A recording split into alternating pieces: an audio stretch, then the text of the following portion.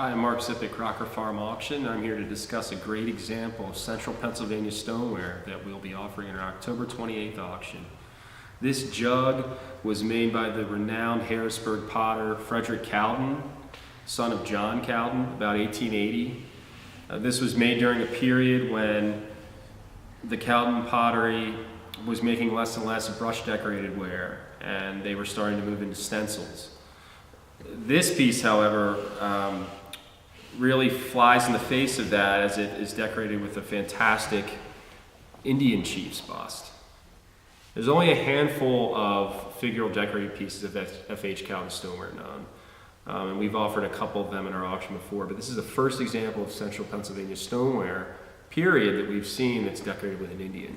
So we're very excited to offer this in our upcoming auction.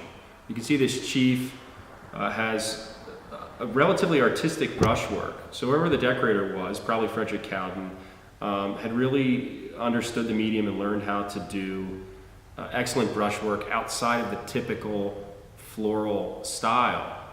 We have this bust of an Indian. You can see actually has a little earring right there. Can you get that, Luke?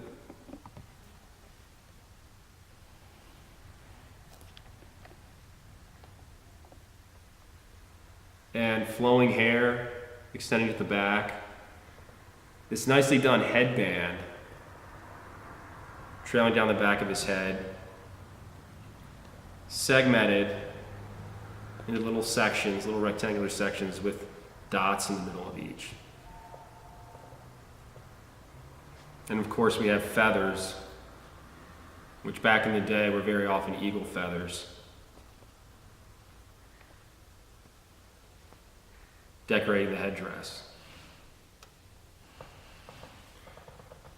The collectors of Americana and folk art look at the Indian motif in general, whether it's on a weather vane, a piece of stoneware, anything else, as a classic, distinctly American design. It's highly prized, very desirable.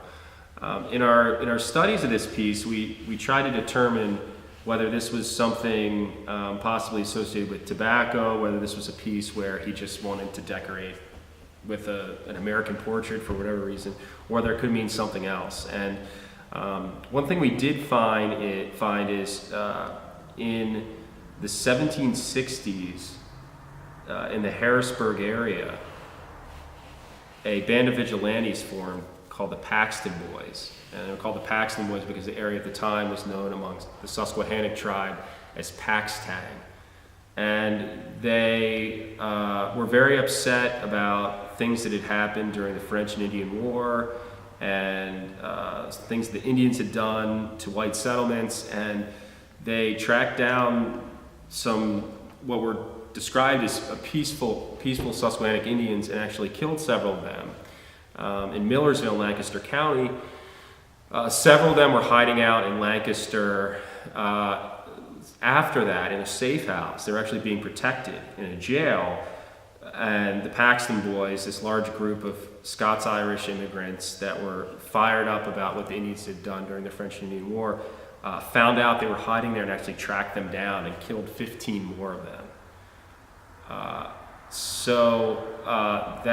That massacre has become fairly well known in central Pennsylvania history, and the Paxton Boys have gone into the annals of Harrisburg and Lancaster County history as of course, a very barbaric group of people that did something very horrific back in the day.